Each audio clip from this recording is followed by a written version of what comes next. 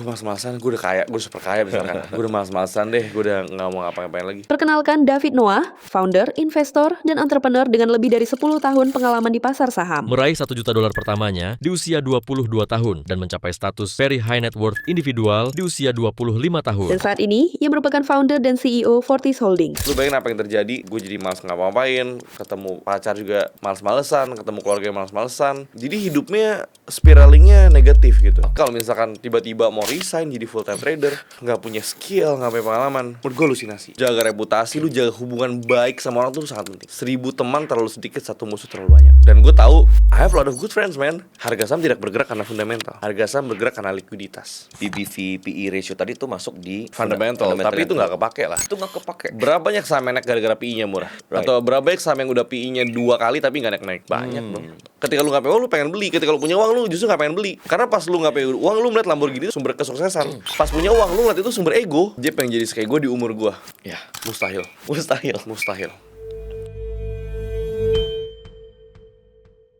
kembali lagi di Vlognomics Podcast. Hari ini kita mau ngobrol-ngobrol sama seseorang yang inspiring, masih sangat muda, tapi udah sukses financially. Dan langsung aja, please welcome the founder of Fortis Capital, Bro David Noah. Halo bro. Thank Bro you David, diundang welcome to Vlognomics Podcast. Terima kasih banyak. It's an honor to have you here. Same. Yeah. Likewise. Thank you. Thank you bro. Bro, mungkin boleh say hi dulu ke teman-teman Vlognomics ya, karena banyak banget yang minta David Noah. Oh, oke, nice. Hai teman-teman Vlognomics. Akhirnya saya datang juga nih ya. Baru dapat schedule-nya nih. Siap. Oke, bro, langsung aja. Mungkin first question adalah yang gue pengen tanyain adalah, Iya.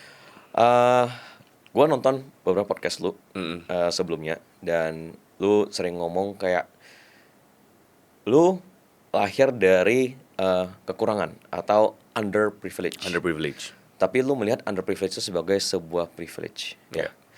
Yang gue pengen tahu dari isi pikiran seorang David adalah kayak gimana caranya lu belajar untuk bisa melihat underprivilege sebagai sebuah privilege. Karena gue merasa kalau lu hidup sebagai pewaris, ini kan dari perdebatan perintis versus pewaris Ya. ya kan. Kayaknya kalau gue hidup penuh dengan kenyamanan, kalau gue hidup besok pagi gue tahu semuanya certain, Oke. besok pagi kayak gue hidup di tengah kemewahan, I don't think gue akan punya drive yang sama seperti ketika gue mulai 10 tahun yang lalu. Right. Karena kalau ngomongnya kayak gitu, hari ini gue gak punya drive yang sama dengan gue 10 tahun lalu. Oke. Karena hari hidup gue udah nyaman gitu kan. Oke. Jadi today's life itu buat gue hidup yang berprivilege. Tapi privilege life tidak memberikan lu drive, tidak memberikan lu hunger, Right. tidak memberikan lu ambisi. Oke. Jadi untuk lu mau punya rasa lapar, wah gue mau semangat gak habis-habis, lu harus punya ketidakprivilegean itu. Jadi justru teman-teman gue, anak-anak konggul-konggul yang kuliah di Amerika, di London kayak gitu-gitu, di OC yang mereka kayak ya udahlah gue ngapain kerja, gue udah dapet trust fund ratusan miliar misalkan. Oke. Ya udah, they don't have hunger untuk striving, untuk hustling, nggak ada bro. Tapi kalau lu bayangin gue 10 tahun lalu, Yap. gue hidup di rumah yang sangat kecil, bokap gue habis bangkrut, nyokap gue jam 5 pagi bangun untuk dagang snacks buat kita bisa bertahan hidup. Gimana cara lu nggak semangat di kondisi itu? You have no choice ya. No, I have no choice gitu. Jadi ambisi yang gue punya saat itu adalah sesuatu yang bukan dipilih. Itu adalah sesuatu yang tiba-tiba ada di diri gue aja gitu. Oke. That's why gue selalu merasa kalau nggak ada momen itu, kalau gue hidup di keluarga yang berprivilege, kalau gue tidak underprivilege, gue tidak akan jadi kayak sekarang. Oke. Nah tapi semangat itu, terus gue bisa ngomong hari ini, lu baru bisa lihat looking back. Oke. You can only connect the dots looking backwards. Ya. Zaman dulu gue juga kesel, zaman dulu gue juga nggak terima, zaman dulu gue juga kayak kok gue hidup gini banget. Iya. Kalau gue ada pilihan juga gue pengen sebenarnya lahir di Oke. keluarga konglomerat gitu Oke. kan. Cuma hidup ini kan selalu ngomongin tentang apa yang bisa lo kontrol dan apa yang tidak bisa. Right. Ya kan, circumstances, peristiwa, bokap gue bangkrut, nyokap gue harus bangun pagi buat jualan, gue nggak bisa kontrol itu. Oke. Or during that period not yet, belum, ya kan. Oke. Gue siapa, gue anak umur 15 tahun, Ya. gue kesel, gue pengen nangis, gue pengen marah ngeliat nyokap gue dagang juga, gue juga gak punya duit, gak bisa bantu, ya kan. Oke. Tapi apa yang bisa gue lakukan adalah fokus ke apa yang bisa gue kontrol, which is drive gue, ambisi gue, kerja keras gue, kemauan belajar. Right. Dan itu yang nge-shape gue bisa jadi kayak sekarang. Oke. Tapi my question adalah nggak semua orang yang underprivileged bisa melihat ini sebagai privilege. Betul. Apa yang lo bisa ajarin ke mereka? Cara berpikir sih. Oke. Mindset itu klise, tapi kalau lu nggak punya mindset yang tepat, hidup lu pasti berantakan. Oke. Karena kalau gue pribadi, buat gue mentality itu penting. Jadi kalau gue belajar, misalkan kayak Charlie Mangers, Warren Buffett, orang cuma pelajarin kayak teori kayak misalkan, oh Warren Buffett tuh pengen cari saham yang price earningnya di bawah sekian. Kalau yang gue perhatiin adalah sebenarnya mental modelsnya. Apa mental models yang mereka punya yang ngebikin mereka jadi investor yang hebat kayak gitu. Oke. Dan gue pelajarin hampir semua mental models orang-orang paling sukses di dunia ini kayak gitu kan. Dan gue juga pelajarin mental models kenapa orang ini bisa gagal, bro. Oke. Orang bisa gagal kenapa? Mereka gampang menyalahkan orang lain. Mereka selalu nyalahinnya dunia luar. Mereka nggak pernah nyalahin diri mereka sendiri. Oke. Iya kan? Tapi orang sukses, lu lihat deh, they're very accountable. Kalau sukses bukan karena mereka, kalau gagal karena salah mereka. Oke. Itu orang sukses. Oke. Ya waktu itu setelah gue belajar, makanya belajar tuh penting. Karena dengan lu belajar, lu punya knowledge, lu mendapatkan wisdom dari banyak orang, lu jadi tahu gimana caranya ngejalin hidup dengan benar. Right. Oke. Ya, dari situlah kenapa gue bisa mikir bahwa situasi terburuk gue saat itu, sebenarnya kalau gue mainin dengan tepat, itu bisa jadi keunggulan kita sebenarnya. Wow. Oke. Bagaimana dengan teman-teman yang udah terlanjur lahir dari keluarga privilege dan dia nggak punya kesempatan untuk menikmati underprivilege itu, tanda kutip ya? Ya, menurut gue tekanan itu bisa diciptakan. Oke. Masalah lu mau atau enggak. Contohnya, kayak gue hari ini, gue nggak punya tekanan, bro. Ya. Karena semua yang gue butuhkan tersedia dan ya gue basically seumur hidup gue nggak perlu kerja sedetik pun lagi. I'm fine, Right. I'm set for life gitu kan. You're set for life nih. Gue set for life, financially ya. Ya. Gue set for life 4 tahun yang lalu, bro. Oke. Tapi kenapa gue masih kerja? Lu harus lu harus ubah. Kalau gue kan dulu ambisinya dari rasa marah, pain. Oke. Ya kan? Kalau lu sudah ada di kondisi yang privilege, lu harus bisa ubah motivasi lu dari yang tadinya pain menjadi pleasure. Oke. Yang tadinya pain menjadi purpose. Lu harus punya purpose. Lu harus punya sesuatu yang lu kejar. Right. Kalau di sini gue pelari kenceng karena gue takut ada yang ngejar gue nih. Yang ngejar gue apa? Kelaparan, kemiskinan, ketidakpastian, kekhawatiran, gak enak diomongin orang, pain yang ngejar. Oke. Kayak biarkan lu lari, tapi lu dikejar anjing nih. Tapi lu mau sampai kapan sih hidup kayak gini gitu? Ketika lu udah di kondisi yang nyaman, lu jangan hidup dengan pain lagi. Kalau nggak lu hidup anxiety terus. Right. Iya kan? Setuju. Terus pindah nih dari pain ke pleasure. Oke. Gimana caranya lu punya sesuatu yang lu lihat, lu udah nggak perlu dikejar anjing, tapi lu lari tetap sama kencengnya karena lu nggak sabar mau ke titik itu gitu loh. Oke. Nah, buat teman-teman yang di kondisi privilege harus menemukan purpose-nya apa. Kan udah privilege nih. Tinggal gimana caranya make privilege-nya dan lipat gandainnya sesuai sama dream life mereka tuh apa gitu. Oke. Apa yang motivate lu lagi saat ini? Yang motivate gue adalah I love what I do. Oke. The feeling of gue mencintai apa yang gue lakukan. Oke. Dan gue merasa apa yang gue lakukan itu create a deep and significant meaning untuk hidup banyak orang. Oke. Which is hidup siapa aja. Pertama hidup keluarga gue. Gue udah gak ngomongin dulu audiens gue, jujur audiens paling belakang lah. Pertama hidup keluarga gue, ya kan. Ketika gue bekerja, gue menciptakan sesuatu, gue jadi orang yang lebih baik. Oke. Karena gue dipaksa belajar. Oke. Gue dipaksa untuk disiplin, ya kan. Gue dipaksa untuk jadi konsisten. Which is how you do anything is how you do everything. Oke. Ketika gue disiplin di pekerjaan, gue ingin tahu di pekerjaan, gue rajin belajar, ya kan. Di hubungan gue jadi disiplin. Oke. Gue jadi rajin belajar juga tentang pasangan gue misalkan. Oke. Di keluarga gue juga jadi disiplin. Gue jadi belajar juga cara berkomunikasi lebih baik sama nyokap gue, sama saudara kayak gitu Right. kan. How you do anything is how you do everything. Oke. Ketika lo excellent di satu tempat, lo akan jadi excellent di tempat lain nih. That's good. Iya kan? Oke. Tapi kalau misalkan lu bayangin di pekerjaan gue kayak gue malas-malasan, gue udah kaya, gue super kaya misalkan. Gue udah malas-malasan deh, gue udah nggak mau ngapa-ngapain lagi. Lu bayangin apa yang terjadi gue jadi malas ngapa-ngapain, ketemu pacar juga pasti kayak males-malesan, ketemu keluarga yang males-malesan. Nggak usah ada family dinner ya, kita makan di rumah aja misalkan. Oke. Jadi hidupnya spiralingnya negatif gitu. Oke. Tapi ketika gue ngelakuin apa yang benar, apa yang gue suka, hidupnya jadi spiralingnya positif. Oke. Jadi kalau gue kerja udah bukan untuk uang lagi gitu, Ya. tapi untuk menikmati diri gue, untuk menikmati waktu yang gue punya gitu, Yes, untuk yes. creating significant meaning ke dunia ini gitu. Yes. Oke, berarti purpose itu atau higher purpose itu bisa diciptakan ya. Menurut gue bisa. You can create fictional situation Betul. biar lu punya drive lagi. Harus itu dan harus ada itu. Walaupun lu udah capai apa yang lu mau capai, Betul. biar lu punya drive, lu bisa ciptakan situasi fiksi itu ya. Betul. Oke, that's important. Oke, gue ngelihat lu bro sebagai, gue berasanya ya, lu sebagai seorang outlier, Iya. anomali gitu ya. Iya. Umur sekarang 25 right? 25. Umur 25 capai ratusan M, ini dari informasi yang gue dapet ya. Lu boleh klarifikasi ntar. Terus tanpa privilege. Iya. Lu berasa nggak dari dulu itu lu itu berbeda atau apa yang lu rasakan waktu itu? Gue merasa dari dulu gue berbeda sih. Oh ya? Iya, gue punya apa yang kita sebutnya ya, delusional kali ya. Kayak gue tuh delusional bro. Gue selalu merasa diri gue lebih baik dari semua orang. Oh, Zaman dulu, zaman sekarang gue masih mikir gitu sih. Oke. Cuma dalam konteks gini, bukan dalam konteks artinya oh gue lebih baik daripada lu sebagai manusia, enggak. Semua manusia menurut gue kita semua setara. oke. Lu OB sama CEO buat gue setara. Right. Tapi dalam artian kalau misalkan kita ngelakuin satu hal, gue pasti bisa ngelakuin hal itu lebih bagus daripada lu. Oke. Jadi gue punya delusionalism akan diri gue sendiri gitu loh. Oke. Ya. Makanya self confidence gue tuh sangat tinggi. Right.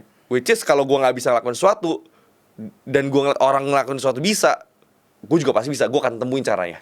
Oke. Jadi gue tuh punya delusional dari zaman dulu. Nah, karena itu gue jadi berambisi. Bahkan di hal yang gue nggak jago. Oke. Karena gue udah bilang gue bisa nih. Malu dong kalau tiba-tiba gue nggak bisa. Oke. Gue akan cari segala macam. Gue akan belajar dari pagi sampai tengah malam Oke. sampai gue bisa. Oke. Delusional perlu diikuti dengan ambisi. Action dan ambisi. Oke. Karena kalau delusional tidak diikuti oleh action dan ambisi, lu cuma jadi orang halu. Oke. Lu pengen achieving this all great things kayak gitu kan. Oke. Cuma berapa banyak orang sih bro yang bisa hit itu gitu kan. Ya. Kalau gue delusional, tapi gue juga tahu gimana cara mencapainya. Interesting. Banyak orang kan, saya pengen punya 1 triliun di umur 25 tahun. Bro, berapa banyak orang punya 1 triliun di umur 25 tahun? Oke. Jangan 1 triliun, berapa banyak orang punya 100 miliar di umur 25 tahun? Di Indonesia. Oke. Mungkin Setuju. kayak berapa banyak orang gitu loh. Ya. Misalnya ada, lu kan termasuk Gen Z ya berarti ya? Gue Gen Z ya Gen mungkin. Z ya. Kalau ada Gen Z yang nonton ini dan dia bilang, gue punya mimpi seperti mau kayak David Noah gitu ya. Apa yang lu bisa ajarin ke dia biar dia punya thinking kalau dia tuh berbeda gitu, kayak yang lu ngomong tadi? Dia pengen jadi kayak gue di umur gue. Ya, Mustahil. mustahil. Mustahil. Apa yang mau sampaikan ke mereka? Bro, 270 juta penduduk. Ya. Mungkin di umur gue yang gue tahu lebih kaya dari gue itu gak sampai 5 orang bro. 270 juta Ini yang penduduk. tanpa privilege ya kita ngomongnya. Ini Atau yang tanpa ini self made ya. Ya. Bahkan gak sampai 3 orang bro kayaknya bro. Oke. Jadi 270 juta kalau let's say odds-nya 5 dari 270 juta, gimana cara lu mencapai itu gue juga gak ngerti gitu. Oke. Terus kalau orang nanya kok lu bisa, I think di perjalanan hidup gue terlalu banyak variabel yang gak bisa dikontrol yang kebetulan gue dapet. Jadi ada part of luck-nya juga. Oke. Nah, kalau misalkan anak Gen Z nonton itu semua jadi kayak gue gitu ya, yang bisa lu lakukan adalah pakai kacamata kuda, lu pilih satu goals, lu fokus, hyper fokus di situ, lu coba pilih satu bidang dan lu jadi yang terbaik di Indonesia di satu bidang itu. Oke. Terus lakukan itu selama 10 tahun tanpa melihat hasil. Oke. Berarti mereka harus main umur 15. Langsung di umur 15. Iya kan, orang pengen achieve apa yang gue achieve di umur 25. Ya. Tapi mereka mulai umur 23. Gimana caranya bro? Oke. Gue bilang bisa-bisa aja, tapi lu mulai 15 tahun ya. Oke. Kalau lu mulai umur 23 pengen jadi kayak gue 25, lu either lu bisnis scam atau lu jadi penjahat ya kan.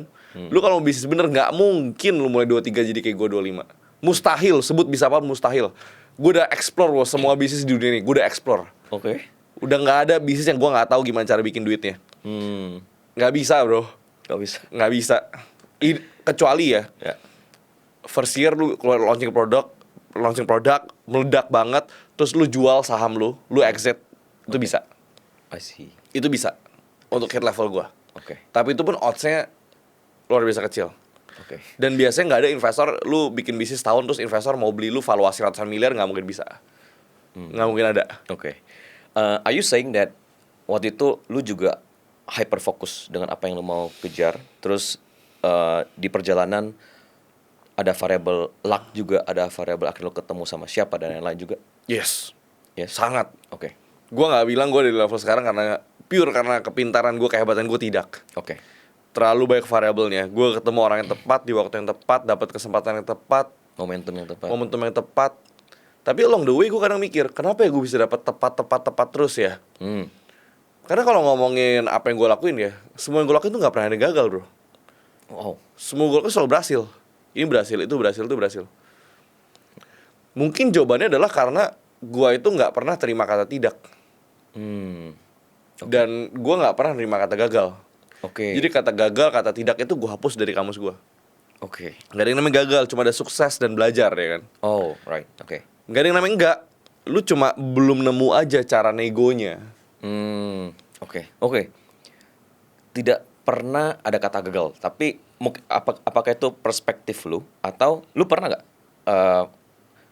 pernah ngalamin kegagalan di trading atau investing nggak? Karena ada yang bilang kayak lu harus ngerasain dulu nih kejamnya market untuk lu bisa sukses gitu. Gue pernah rugi, gue pernah jatuh, tapi gue nggak pernah counter itu as gagal sih. Right. Oke. Karena gue coba reframe sedikit kata gagal ya. Ya. Gagal tuh apa sih?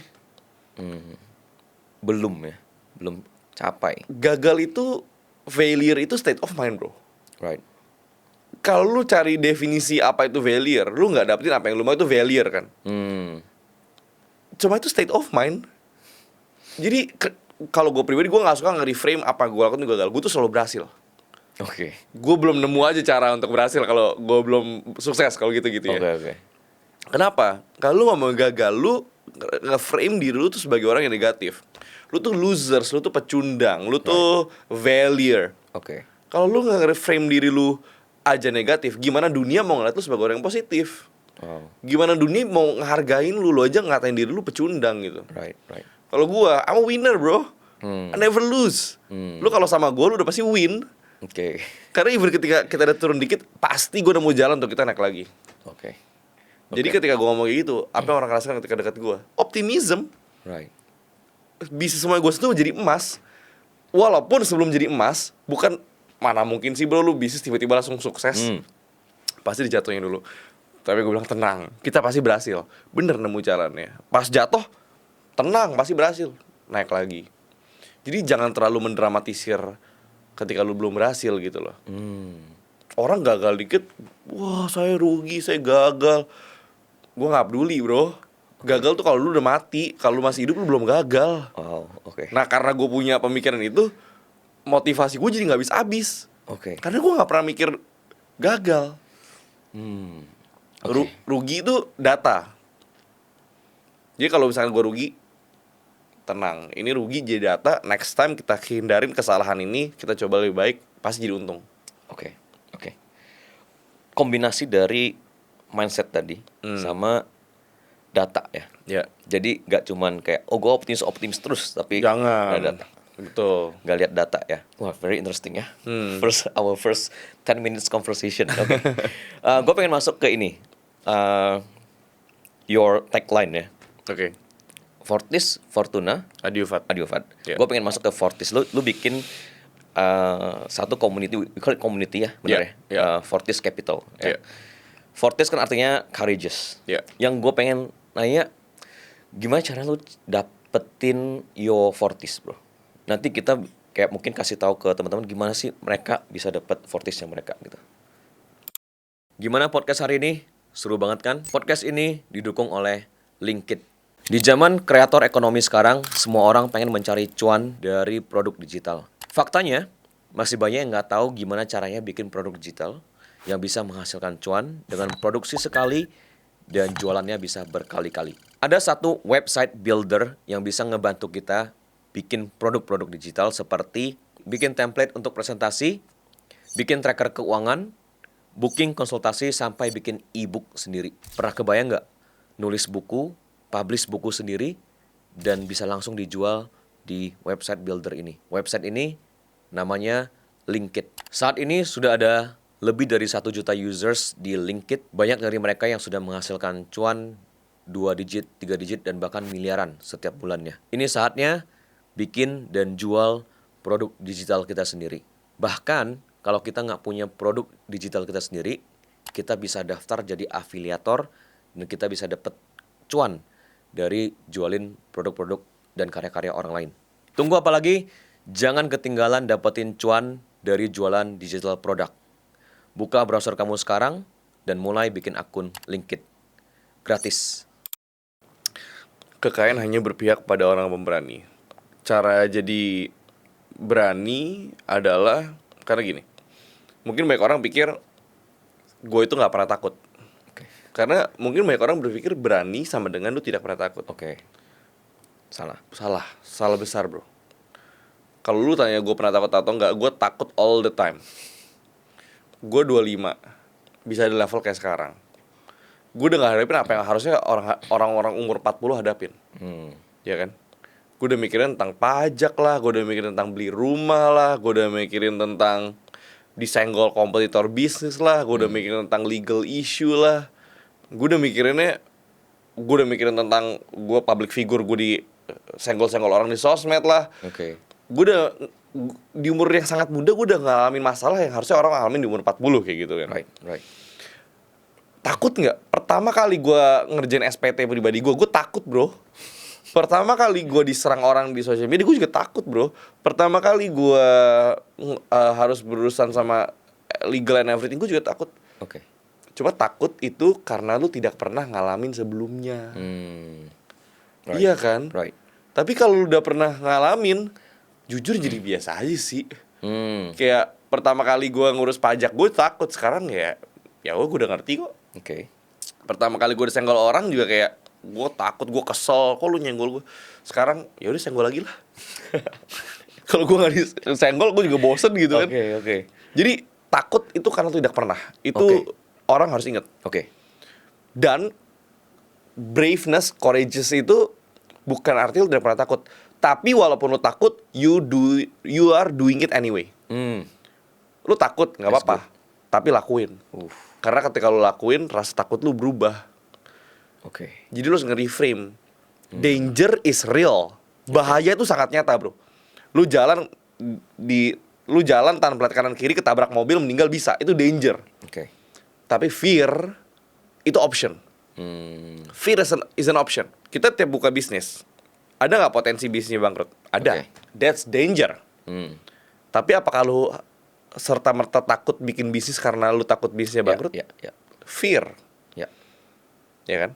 Naik pesawat bisa jatuh nggak? Bisa. Jatuh meninggal kita. Tapi apakah itu berarti lu nggak mau naik pesawat seumur hidup? That's good. That's why gue tuh mengkotak-kotakan. Gue bikin bisnis, risknya apa? Risk itu danger. Dangernya apa? Fear, takut.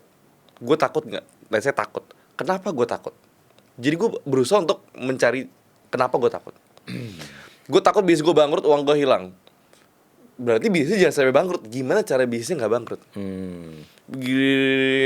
Gue takut next time ada COVID lagi. Berarti kalau bisnisnya ada COVID lagi, kita harus ngapain di bisnis supaya bisnis tidak bangkrut. Jadi sebenarnya kalau lo overthinking, that's good. Karena gue juga sebenarnya quite overthinker. Gue memikirkan, apalagi gue, bro, gue nggak punya sejarah gagal. Kalau gue gagal, mungkin semua orang bilang, wah gue kehilangan tangan magis gue gitu kan. Tapi jangan takut. Lu justru harus pakai pemikiran itu sebagai cara untuk memitigasi resiko. Kalau kata Charlie Munger, untuk sukses lu nggak perlu jadi jenius. Lu cukup tahu lu matinya di mana, lu jangan ke tempat lu mati. Itu Charlie Munger yang ngomong. Right. Oh, dan itu prinsip yang gue selalu pakai. Right. Jadi kenapa gue gak pernah gagal? Karena ketika gue ngelakuin segala hal, gue gak pernah mikir berhasil dulu. Gue selalu mikir matinya di mana, jangan sampai gue mati. Karena selama lu survive, selalu ada jalan untuk menuju kemenangan. Right. Oke. Pikirin risk-nya dulu ya. Risk management dulu. Risk management dari awal sebelum lu masuk. Bukan potensinya dulu ya. Jangan bro, kalau potensi lu namanya halu kan. Lu delusional gitu. Right. Lu harus tahu ini mau kemana. Ya. Cuma gini, gue tadi nge-frame tentang fear, Oke. ya kan, rasa takut dan keberanian itu apa ya kan. Ya. Tapi kita juga harus ngerti tentang kenapa gue bisa jadi berani. Karena gue bermain infinite game. Dimana ketika semua orang mainnya finite game, gue mainnya infinite game. Artinya apa? Kebanyakan orang berbisnis tuh punya apa yang mereka kejar, uang kah? Atau Oke. misalkan popularitas kah? Tapi lah sih ngomongin uang, gimana cara lu tahu lu win in the financial game? Ya. Atau gimana cara lu tahu you are winning in a popularity game, in the status game? Ya. Gimana cara lu tahu lu menang dalam bisnis? Apakah ketika lu IPO? Enggak. Lu IPO tuh lu hari pertama, bukan hari terakhir lu. Karena ketika lu IPO lu bisa dibeli oleh publik, tanggung jawab lu makin besar. Ya. Terus lu misalkan lu end goals-nya mau exit perusahaan. Oke, so after exit perusahaan, so what? Saya financial freedom. Oke, after financial freedom, so what? Oke. Emang hidup lu mati ketika lu financial freedom? Oke. Enggak kan? Lu tetap harus menjalani hidup. Oke. Nah, Finite ya. kalau itu kan finite banget. Kalau gue bener-bener tujuan gue berbisnis apa? Supaya gue tetap berbisnis. Gak perlu untung gede tiap tahun, gak perlu. Yang penting jangan bangkrut. Oke. Tujuan gue investasi apa? Apa gue mau beli rumah? Enggak. Untuk gue stay invested seumur hidup gue. Karena gini, gimana cara lo menilai pernikahan yang sukses? Pernikahan yang tidak cerai sampai lo meninggal. Ya. Gimana cara lo menentukan bisnis yang sukses, bisnis yang tidak tutup sampai lo meninggal? Oke. Jadi semua hal yang baik dalam hidup ini itu gak ada ujungnya bro. The only point is to keep playing the game. Oke. That's the mindset ya. Ya jadi gak ada namanya gagal. Oke. Oke. Kalau misalnya ada yang nanya kayak gini, kan Fortis Fortuna di UFAT. Iya. Ya. Gue udah berani nih, tapi kok seems like gak beruntung-beruntung. I've Oke. done my part to be brave gitu. Ya. Oke. Kita harus coba decoding beruntung itu sains. Rumusnya kan adalah ketika kesempatan bertemu dengan persiapan. Ya. Iya dong. Setuju. Oke. Kesempatan. Lu percaya nggak bahwa semua orang di dunia ini pasti ada kesempatan, dapat kesempatan? Yang lewat di hidupnya ya. Oke. Ini kita sebutnya blind luck. Oke. Blind luck tuh dalam artian ya udah deh, tiba-tiba lagi jalan dapat ketemu duit jatuh misalkan. Oke. Atau misalkan tiba-tiba kenal orang ditawarin opportunity. Buat gue semua orang pasti pernah dapat blind luck di hidupnya. Oke. Nggak mungkin dong bro orang sial mulu. Ya. Tapi kenapa orang sudah brave tapi nggak beruntung-beruntung? Bisa jadi karena mereka nggak siap. Right. Atau bisa jadi keberanian mereka itu cuma halusinasi. Yang balik lagi kita ngomong. Oke.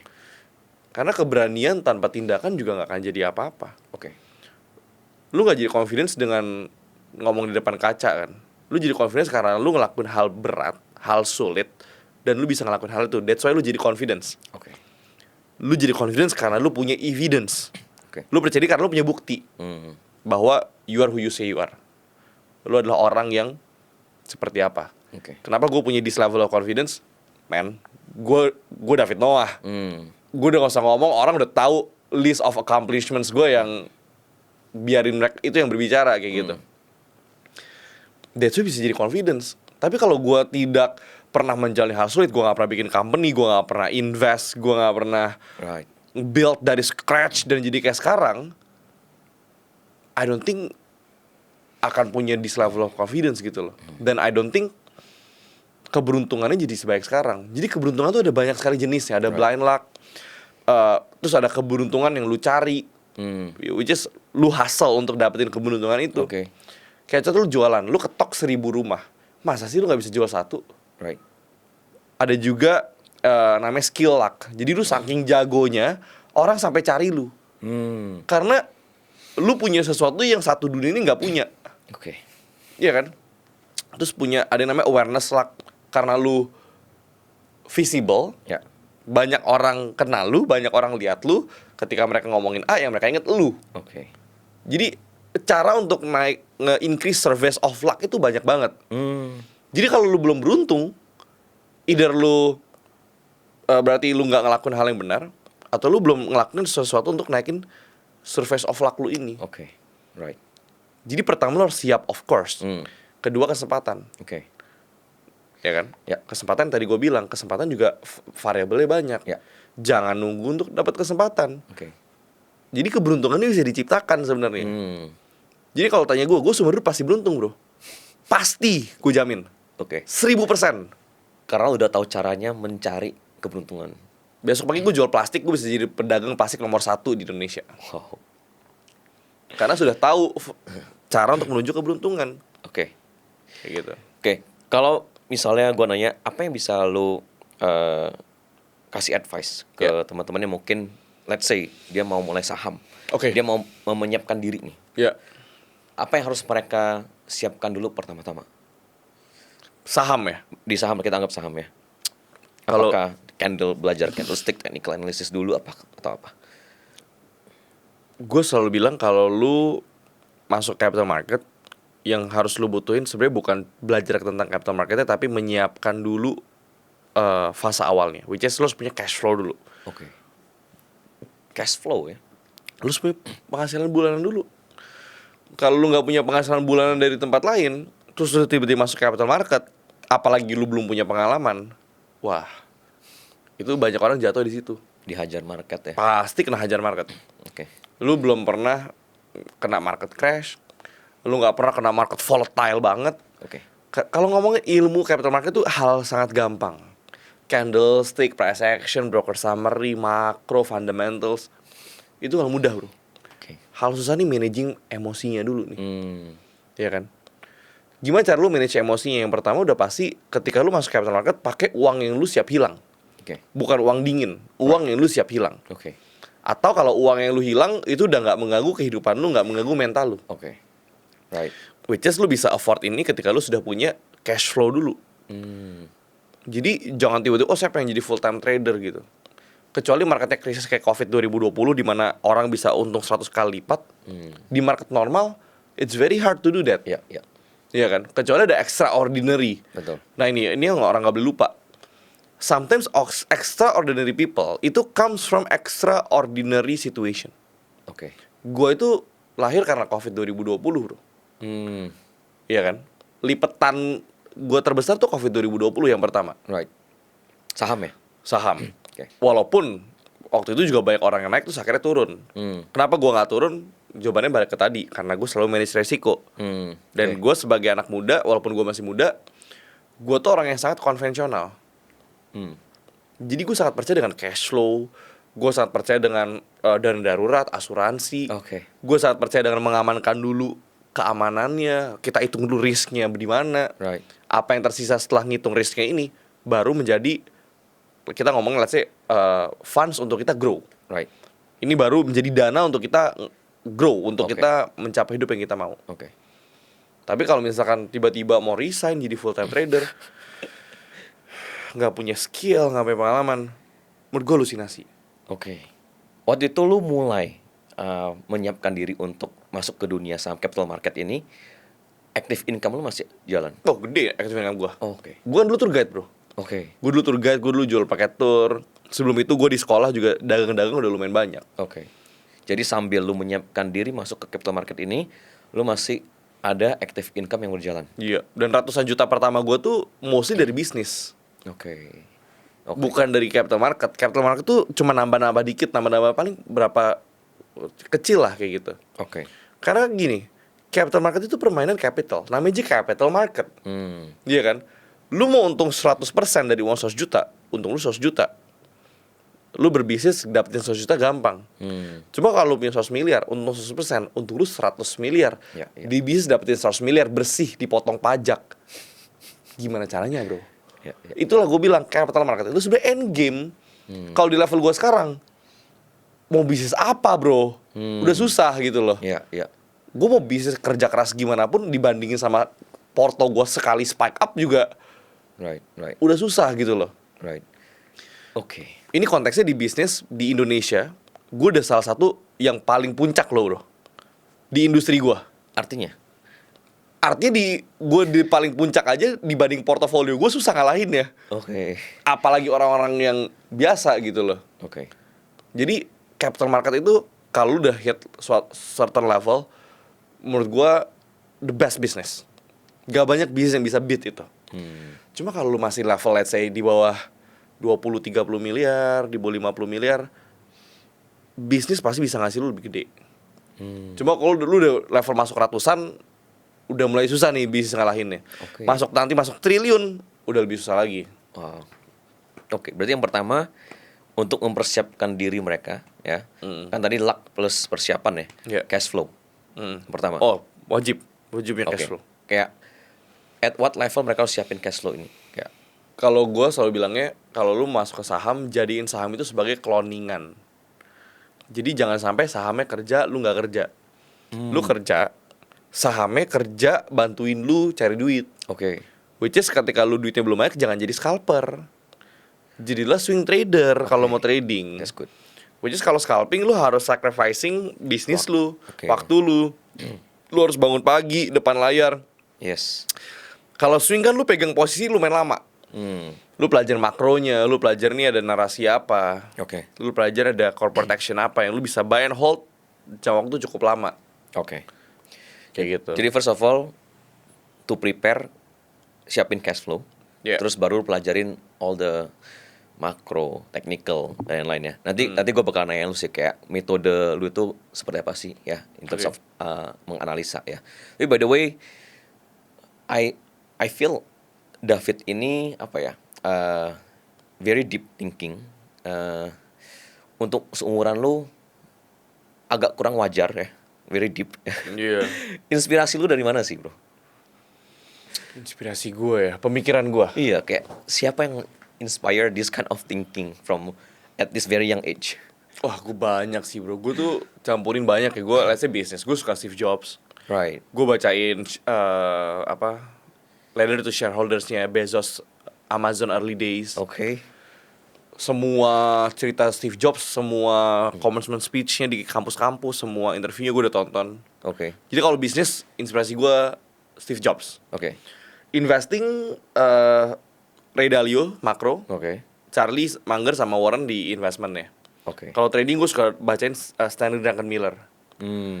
Mindset ya gue suka Naval Ravikant ya. Naval. Oke. Naval Ravikant, banyak lah. Gue ambil beberapa insights bisnis. Saya gue juga suka Alex Hormozi. Oke. Jadi gue baca banyak, nonton banyak, terus gue ambilin insight dari mereka aja. Ya. Terus itu gue masukin kotak gue, lalu gue coba distill jadi pemikiran gue sendiri yang applicable di kehidupan gue gitu. Oke. And this level of confidence di usia muda juga gimana cara dapetin that kind of confidence? Ya itu bro, by having evidence. Lu kalau jadi gue, lu nggak mungkin nggak confidence. Oke. Kalau lu nggak, karena gini, bro, 10 tahun terakhir, gue udah tahu apa yang gue alamin, gue udah tahu apa yang gue jalanin. Oke. Gue tuh tahu gue tuh mulai dari mana. Terus bisa di level sekarang, setelah 10-11 tahun bekerja, lu kalau udah pernah ngejalanin itu sekali, lu tahu lu bisa ngelakuin itu lagi. Wow. Jadi confidence gue tuh bukan datang dari apa yang gue punya, apa gue aja kesini pakai murah kok bro, outfit gue, ya kan? Oke.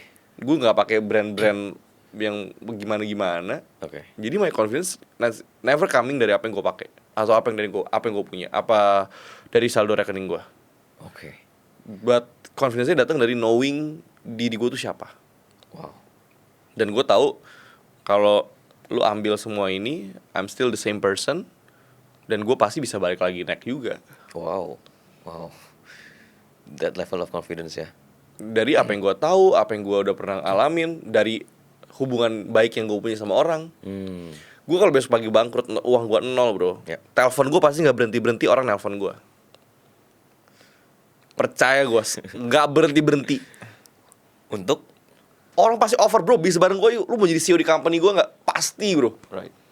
Udah pasti. Gue bakal balik jadi miliarder lagi in no time. Ada faktor karena lu menjaga reputasi juga. Oh sangat penting. Itu penting ya. Jaga reputasi, lu jaga hubungan baik sama orang tuh sangat penting.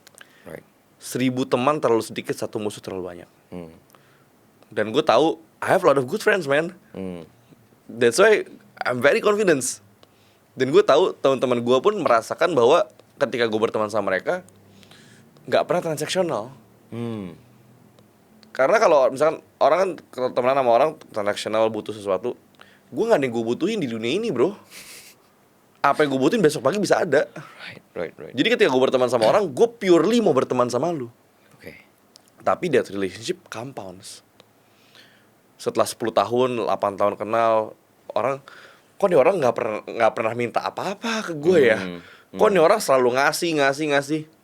Tapi di momen gue butuh bantuan, nggak perlu gue minta pun mereka pasti nawarin bantuan. Itu perks jadi orang baik bro. Lu pernah butuh bantuan? Pernah. Benar ya? Bohong lah kalau nggak pernah. Oke. Tapi butuh bantuannya selalu dalam kondisi yang mendesak biasanya ya. Oke. Kayak contoh, gue mau nonton konser tapi tiketnya udah habis. Oh, not financially ya berarti ya? Nggak, financially nggak pernah. Biasa akses. Oke. Biasa akses.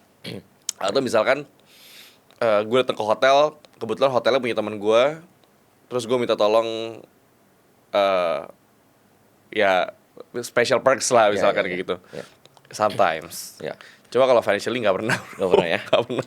Gue nggak pernah butuh duit. Wow, oke. Bro, let's talk about saham ya sedikit ya. Boleh. Ya, nanti kita gali lagi pemikiran dari David ya. Ini kita ngomongin kondisi saat ini. Mungkin banyak yang nitip pertanyaan juga kayak, ini banyak yang bingung arahnya mau kemana ya. Investor mau trader juga bingung gitu ya. Selat Hormuz dibuka kemarin, sekarang ditutup lagi gitu ya. Yeah. Tapi at the same time IHSG juga hijau ya per kita podcast juga ya. Apa yang lu lihat dari situasi sekarang dan apa yang kita bisa antisipasi dari situasi sekarang? Ya kalau situasi sekarang gue ngeliatnya marketnya udah bosen ya. Jadi awal-awal kan marketnya hancur gara-gara ketidakpastian, ketakutan. Karena gini, Hormuz itu kan 20% global oil supply dunia. Ya. Ketika ditutup, oil price-nya spike. Ya. Ketika oil price spike, dampaknya apa? Dampaknya bisa leads to inflation. Oke. Which is ketika inflation, apalagi di Indonesia ya, ada kenaikan BBM.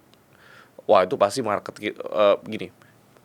Krisis ekonomi itu bukan cuma krisis ekonomi, tapi bisa ngaruh ke krisis sosial Oke. dan politik. Itu yang ditakutin. Ya. Karena takutnya kalau BBM naik bisa jadi sesuatu yang lebih parah lagi, Iya. ya kan? Makanya pemerintah tahanin pakai APBN. Ya. Muncul berikutnya, takutnya defisit GDP kita lebih dari 3%, ya kan? Which is wajar, karena di momen itu belum ada orang yang ngitung, bro. Dan oil itu terbang dari $40 per barel ke $100 tuh 1-2 minggu. Ya. Tapi setelah itu kan ada di ekonomi ada yang namanya law of diminishing return. Ada yang namanya ketika lu melewati tipping point, suatu efek itu berkurang. Ya. Diminishing return bisa terjadi di hal baik, bisa juga terjadi di hal negatif. Oke. Contohnya, lu amit-amit orang bangkrut. Dari bisnis kelas dia pertama kali naik ekonomi. Pertama kalinya, dia misalkan 10 tahun dia nggak pernah naik ekonomi. Tiba-tiba naik ekonomi. Kali pertama dia naik ekonomi, wah tuh pasti menderita setengah mati. Bisa jadi dia nangis tuh di pesawat. Tapi kalau setelah itu lama-lama dia penerbangan ke-7, ke-9, ke-12 naik ekonomi, jadi biasa aja. Ya. Itu kan berlaku yang sama. Kalau lu biasa naik ekonomi 10 tahun, tiba-tiba lu pertama kan naik bisnis kelas, lu mungkin bisa nangis bahagia. Ya. Tapi di penerbangan bisnis kelas lu ke 14, 21, 28, Biasa aja. Iya kan? Sama halnya kayak berita negatif. Oke. Diminishing return ada diminishing point-nya. Oke. Awal-awal mungkin efeknya puang. Lama-lama peng. Karena orang terbiasa. Oke. Jadi sekarang menurut gue market sudah masuk ke fase namanya acceptance. We are priced in. Oke. All the negative news udah bombardir terus. Apalagi bro? Right. What worse could happen? Oke. Jadi marketnya juga bosen. Masalahnya market Indo, kita tuh long only market. Kita nggak bisa short. The only way untuk lu bisa dapat duit adalah saham harus naik. Ya. Kalau semua saham turun, semua orang miskin dong. Ya. Nggak mau dong kita. Berarti kalau berita buruknya udah price in, yuk kita gebuk aja, kita hajar aja. Oke. Gimana kalau ada yang bilang, wah ini masih, ya ini belum nih gitu. Kita nggak tahu nih drama-dramanya Trump nanti tiba-tiba bisa 2 minggu lagi dia berubah pikiran dan lain-lain gitu. What do you think? Kalau lu punya pemikiran itu, gue hargain. Tapi kalau gue nggak pernah suka ngeliat sesuatu tuh dari sisi yang negatif. Oke. Jadi gue nggak pernah bilang kayak, oh udahlah kita nggak usah liatin market dulu apa. Nggak. Gue bilangnya wait and see. Wait and see. Kalau lu nggak ngeliatin market, lu berarti nggak see, lu wait doang. Kalau lu wait doang, lu nggak mungkin bisa catch opportunity. Oke. Dan gue selalu merasa hidup jadi optimis itu selalu rewards you. Oke. Jangan pernah hidup jadi pesimis. Biasa orang ngomong IHSG bakal masih world, itu all the sideliners people bro. Maksudnya mereka nggak punya skin in the game, mereka nggak ada di arena, mereka cuma penonton atau mereka cuma berdiri di pinggiran gitu loh. Ibaratkan lu Usain Bolt, terus ini orang ngomong hati-hati di depan ada batu, atau hati-hati ntar lu lari kenceng jatuh. Mereka nggak pernah lari gitu. Ya. Jadi gue kadang ngerasa banyak orang komentator market ini pure komentator. Oke. Mereka nggak punya skin in the game. Oke. Karena kalau punya skin in the game, ya lu boleh lah punya opini kayak, oh kayak marketnya masih jelek, kita harus wait and see and everything. Oke. Cuma kalau gue nggak usah tebar fear lah. Ya. Karena terbukti kok setiap kali orang tebar fear, contohnya kemarin rebound, banyak yang naik 50% kok saham 2 minggu. Yes. Iya kan? Yes. Yang tebar fear bilang ini masih bisa jelek. Kalaupun masih bisa jelek, ya nggak apa-apa. Cuma rebound kemarin lu dapet nggak? Oke. Oke. Iya kan? Orang ngomong That's good. marketnya masih crash. Gue aja untung puluhan persen kok. Petro gue per detik ini 30% kok. Wow. Iya kan? Oke. Jadi jangan pernah ngelihat sesuatu tuh dari segi dangernya doang, tapi Oke. opportunity apa yang ada di tengah danger itu. Oke. Dari segi Gitu. optimism ya, apakah lu bakal kasih advice untuk oke, ini banyak banget yang underpriced nih, saham-saham bagus, Iya. dan ini saatnya untuk ngambil Hmm. yang saham-saham bagus ini. Oh 2 minggu lalu kita belanja banyak bro. Oke. Jadi sebenarnya udah telat nih. Orang masih bilang jelek, kita udah belanja 2 minggu lalu. Right. Ntar pas orang bilang bagus, gue jualin barang gue ke lu. Simple kan? Right. Ntar pas lu bilang bagus, gue udah untung 100% bro. Ntar gue kasih barang gue ke lu. Ntar gue jualin. Bagus lah lu bilang bagus, gue jadi punya liquidity buat keluar. Oke, apa yang harus kita antisipasi nih for the let's say ya quarter 2 lah gitu. Oke, gini bro, gue kasih satu pemikiran. Oke. Saham itu tidak bergerak real time. Saham itu selalu bergerak lebih cepat daripada ekonomi. Market itu sifatnya discount mechanism. Jadi apa yang terjadi hari ini itu sudah mendiskon apa yang terjadi 3 bulan lagi. Oke. Jadi kalau tanya apa yang akan terjadi Q2 bagus bro. Karena market hari ini bagus. Jadi market is always moving faster daripada reality. Jadi kalau orang bilang kita tunggu dulu semuanya certain, bro, kalau market semuanya certain, itu market udah terbang, udah ugal-ugalan, lu udah nggak dapat barang. Oke. The best time to buy justru in the midst of uncertainties. Oke. Ketika semuanya justru nggak certain, karena di situ lu bisa dapat harga termurah. Oke. Kalau semuanya certain, semuanya bagus, semua orang beli, gimana caranya sahamnya dapat harga murah? Oke. Sedangkan definisi murah adalah harga sahamnya turun, performanya bagus. Oke. Gimana cara lu analisa sedemikiannya sampai 2 minggu lalu lu belanja banyak? Pertama, lu harus lihat overhang. Overhang itu dalam artian kenapa market kita tuh kayak sekarang. Overhangnya itu ada 2. Yang pertama, ketakutan karena kenaikan minyak, ada inflasi, suku bunga jadi nggak bisa dipotong. Oke. Which is geopolitical risk. Yang kedua, structural risk dari MSCI. Ya. Mana MSCI ngancam mau turun kita ke frontier market, tapi dengan semua syarat dan benahan dari OJK dan dari bursa, berapa menurut lu chance MSCI mau turunin kita? Lu kalau MSCI setelah kita udah minta semua permintaan dia masih turunin kita, berantem bro. Oke. Lu nyari ribut sama Indonesia namanya ya kan? Pertanyaan, emang lu mau cari ribut di ekonomi terbesar Southeast Asia? Ya. I don't think so. Ya. Iya kan? Berarti MSCI kita anggap aman, overhang yang pertama. Yang ini geopolitik. Geopolitik spike-nya itu terjadi gara-gara that's the first time itu terjadi. Tapi kalau lama-lama kan ada kebosanan juga. Right. Lama-lama ntar Trump tutup Hormuz, oil udah gak naik lagi bro. Oilnya udah mulai turun, udah mulai koreksi. Jadi karena oilnya juga udah mulai stabil koreksi, marketnya udah mulai price in, akhirnya kita juga ngeliat IHSG itu udah gak bikin lower low namanya. Oke. Jadi secara structure udah mulai sideways. Right. Di fase sideways kita ngeliat siapa yang beli. Oh asingnya udah mulai beli, institusi lokal udah mulai beli. We trust the money flow. Kita udah ngeliat asing udah mulai beli, institusi lokal beli. Kita ngeliat siapa yang jual retail masih panik. Nah gue bilang jangan percaya market selalu salah. Oke. Kita udah panik, kita udah ngeliat, ya kita mulai belanja. Right. Dan dari awal kita belanja 2 minggu lalu berarti kini udah, porto itu udah naik puluhan persen bro. Wow. Ya jangan takut berlebih, takut boleh, tapi jangan takut berlebihan. Right. That's good. Oke. Halo Voknomics, gue bisa banget relate sama teman-teman yang punya resolusi gue pengen dan wajib berkembang secara finansial memasuki tahun yang baru ini. Gue harus surplus setiap bulannya, gue harus mulai investasi, dan saldo rekening gue harus bertambah 3 kali, 5 kali, dan bahkan 10 kali lipat di tahun yang baru ini. Gue percaya kita semua bisa mencapai mimpi kita, tapi kita perlu mulai dengan langkah yang kecil. Dream big, act small. Mulailah dengan tracking pengeluaran kita setiap hari. Untuk itu, Voknomics mendesain sebuah produk yang namanya Voknomics Expense Tracker, sebuah tools dengan desain dan user experience yang simple dan menarik, yang bikin teman-teman jadi gampang dan semangat untuk input expenses teman-teman setiap harinya. Mari kita berubah, mari kita mulai sekarang. Masing-masing orang mungkin punya metode sendiri ya. Jadi yang gue pengen tanya mungkin kayak Fortis Capital atau mungkin David Noah sendiri. Pendekatan lo seperti apa? Atau how do you analyze? Dari lu sendiri aja, gue personally anggap lu seorang very deep thinker ya. Yeah. Kayak gue very sure the way you analyze itu very deep ya. Jadi tapi gue pengen tahu kayak secara struktural tuh apa sih yang dilihat, kayak mungkin makronya dulu atau apa? Yes. Ya. Oke. Buat gue paling penting makronya dulu. Oke. Karena saham dan companies itu 2 hal yang berbeda. Companies itu perusahaan yang berjalan di belakang sahamnya. Oke. Saham adalah kertas yang lu perjualbelikan. Oke. Oke? Right. Pergerakan companies itu long term dari value creation. Pergerakan saham itu short term Oke. dari Supply demand ya. supply demand, volatility, popularity, voting machine. Oke. Mana yang paling rame? Which is harga saham tidak bergerak karena fundamental. Harga saham bergerak karena likuiditas. Oke.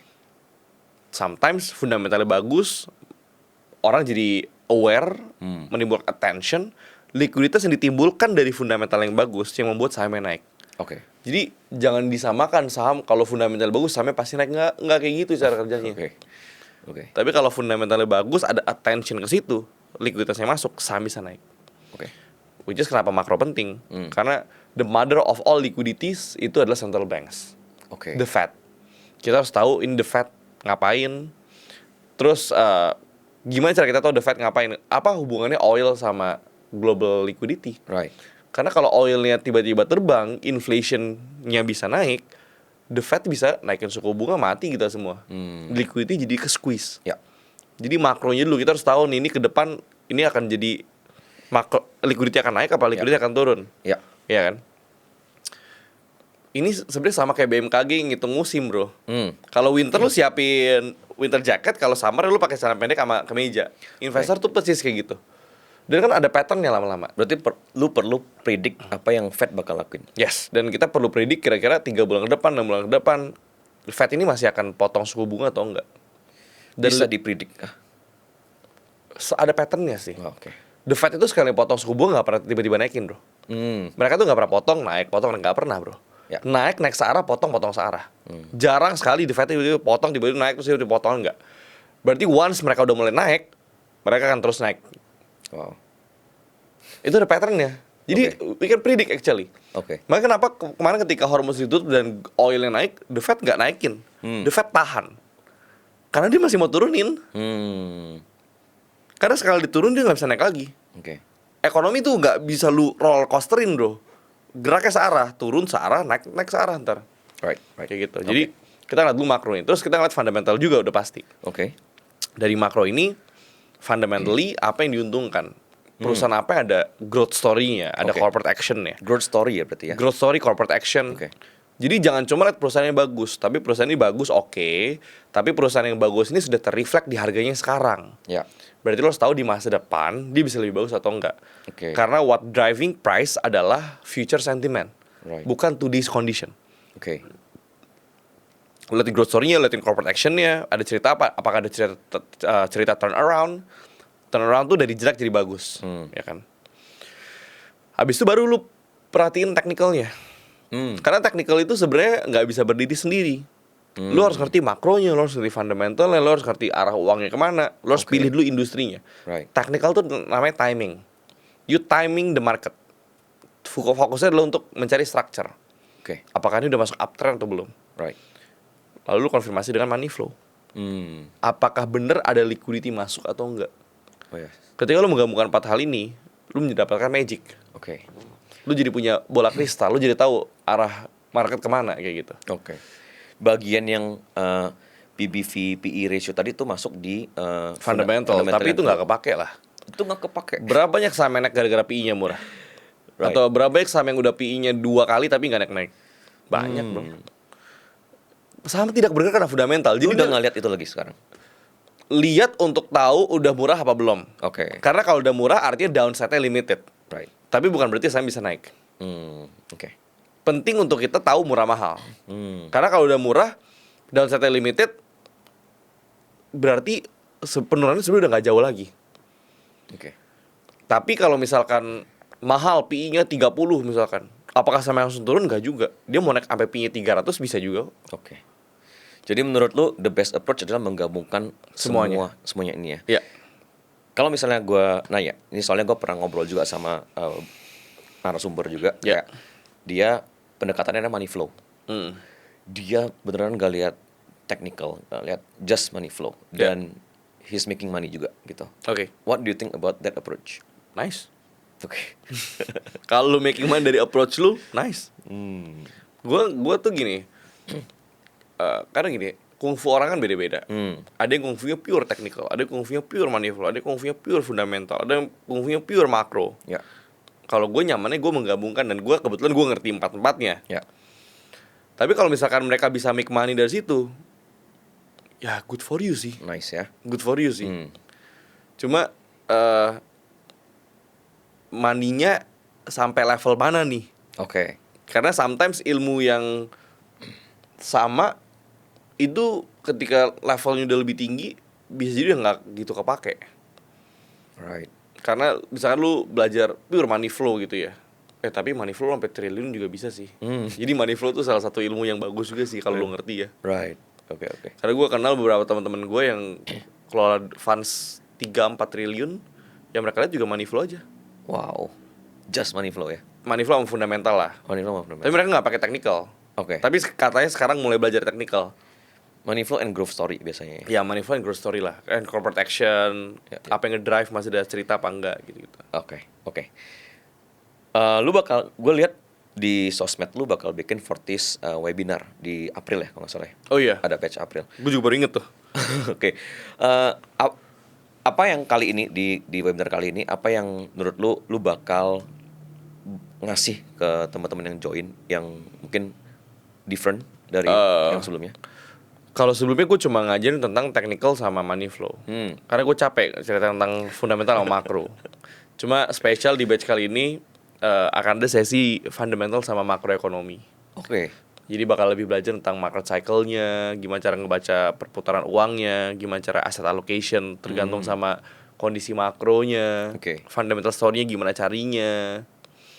Nah nanti itu akan digabung sama technical sama money flow untuk mendapatkan satu kesatuan. Jadi gue mau ajarin langsung magic-nya nih. Oke. Jadi bulan ini emang lumayan spesial sih. Right. Oke, sure. Ini pertanyaan sejuta umat ya. Apa sektor dan saham favoritnya David Noah di mungkin tahun ini, atau kita sebut kalau Q2 mungkin udah telat ya, Q3 dan tahun inilah mungkin. Tahun ini ya. Pertama menurut gue komoditas ya. Komunitas. Komoditas. Karena kalau kita lihat saham-saham konglo yang bagus juga saham-saham komoditas bro. Iya kan, Make saham sense. konglo yang bagus saham-saham komoditas. Oke. Jadi kalau ngomongin sektor komoditas, Oke. terus saham-saham konglo menurut gue masih tetap oke. Oh, oke. Karena eventually balik lagi ya, market kan bergerak karena likuiditas. Yang punya duit siapa? Ya. Konglo. Oke. Berarti kan yang akan naik adalah konglo. Right. Apalagi kalau asingnya masih nggak favors kita ya. Karena kalau asing nggak favors kita kan domestik yang favors kita. Ya. Domestik itu nggak peduli sama fundamental bro, yang mereka peduli untung. Oke. Itulah kenapa selama asingnya nggak balik masuk, market kita pasti akan bergantung sama konglo. Right. Tapi kalau asingnya balik masuk, gue favors commodity sama banks. Oke. Kalau asingnya masuk, jadi ini ada dua skenario. Asingnya masuk nggak? Kalau nggak masuk, dan lu play konglo aja. Kalau masuk, lu bisa play commodity sama banks. Right. Sama mungkin kalau bank sudah rally, komoditas sudah rally, nextnya mungkin retail bisa dilihat juga sih. As in retail, as in FMCG atau Iya, as in lifestyle lifestyle? gitu. Oke. Itu juga kayak ada katalis sih. Tapi for now gue nggak pegang. Gue for now masih pegangnya komoditas sama bank sih. Oke. Right. Konglo lah, sama konglo lah. Banks as in top tier banks. Ya, top tier banks. Oke. Right. Karena aiming for dividend. Karena di size gue udah nggak bisa gampang keluar masuk di saham-saham yang banyak. Oke. Kalau gue masuk bisa arah bro sahamnya bro. Oke. Jadi gue comfortably pegang gede tuh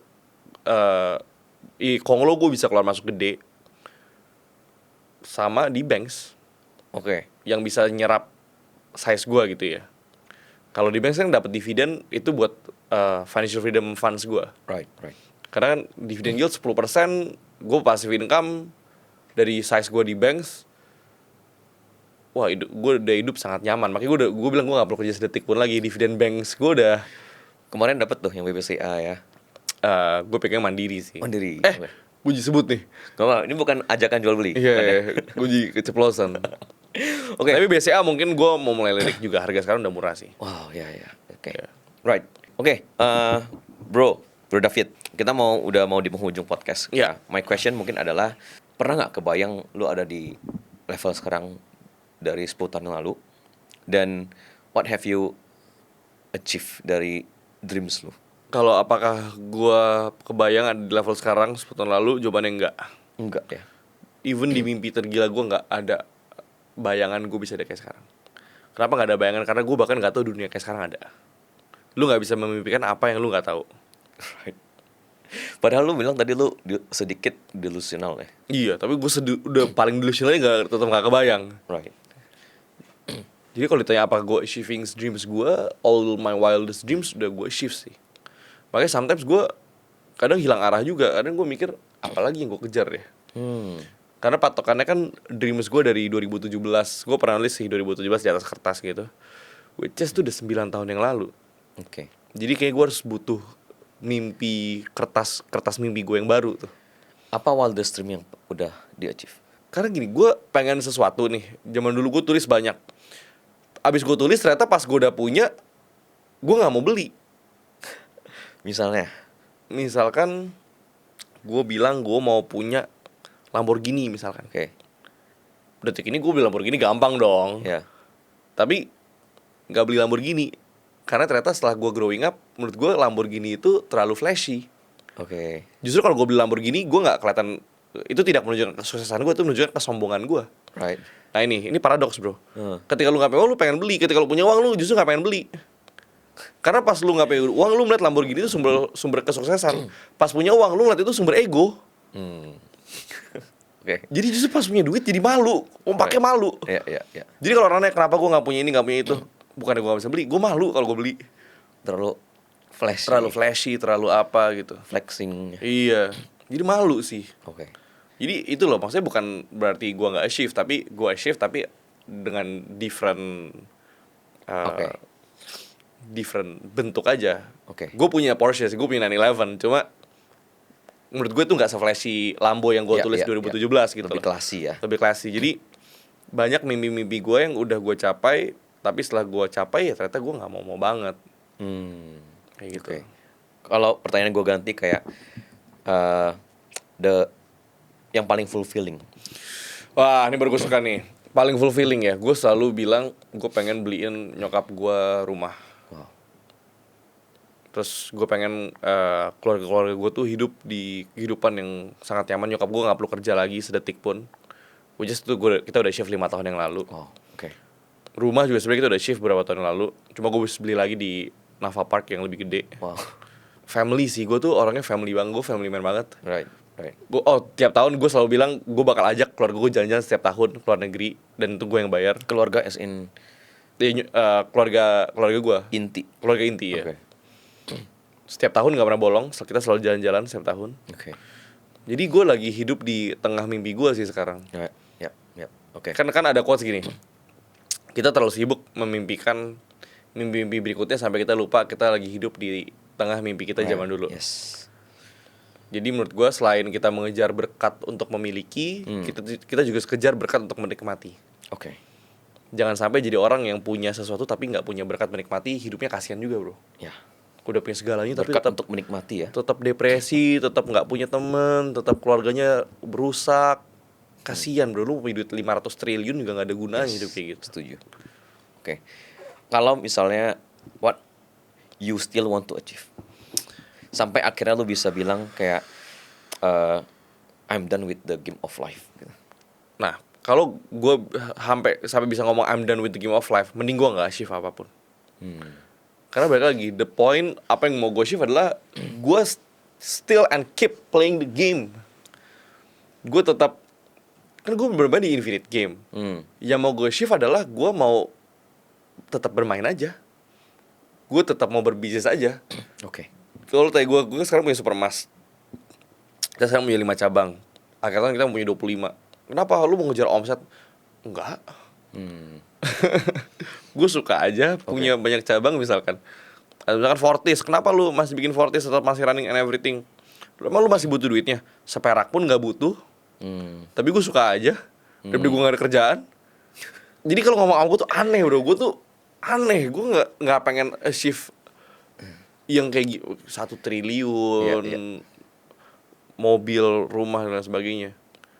Udah gak ada sih. Right. Karena kalau gue mau gue udah beli sih. Oke. Jadi sekarang bener-bener fulfillment gue tuh dari kayak misalnya ngisi podcast ini ya. Apa yang gue dapet? Attention. Attention gue udah terkenal. Ya.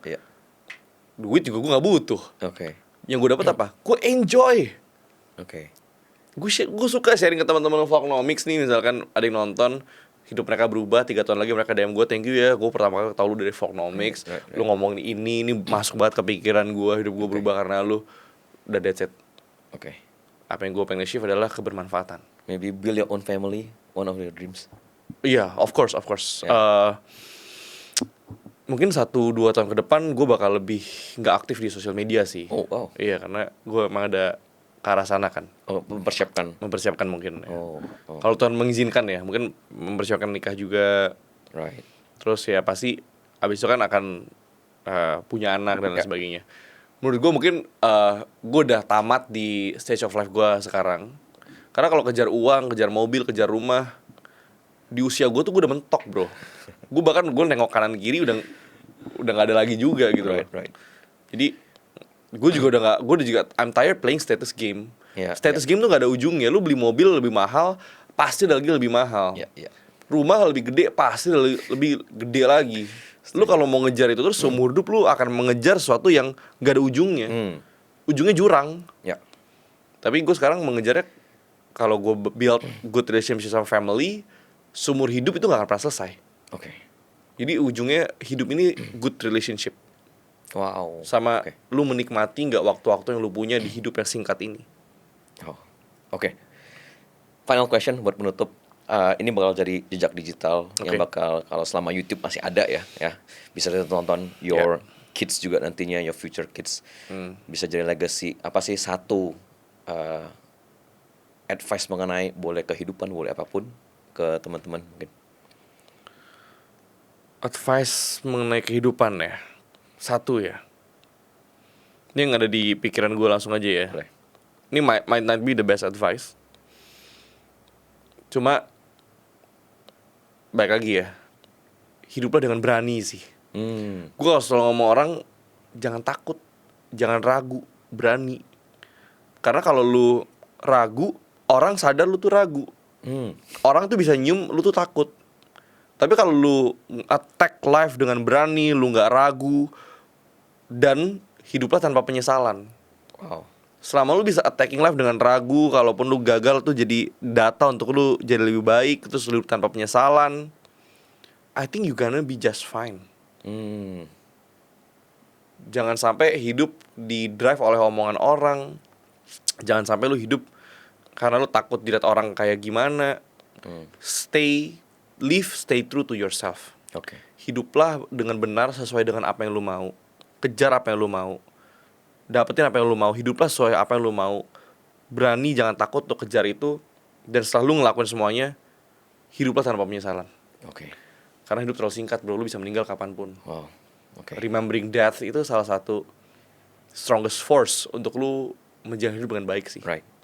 Oke. Gue tuh sangat aware setiap pagi bahwa hari ini bisa jadi hari terakhir gue. That's Jadi deep. don't add years to your life, add life to your years. Wow. Oke. Itu pesan dari gue. Oke. This is gold, Bro David. Ya. Thank you bro. This is gonna be a very precious podcast. Tergantung perspektif kita masing-masing. Ya. Thank you so much buat waktunya. Thank you. Semoga bermanfaat. Semoga bisa Vlognomics. ngobrol lagi sama David di lain kesempatan. Siap. Vlognomics. Thank you, Bro Wiwin. Thank you.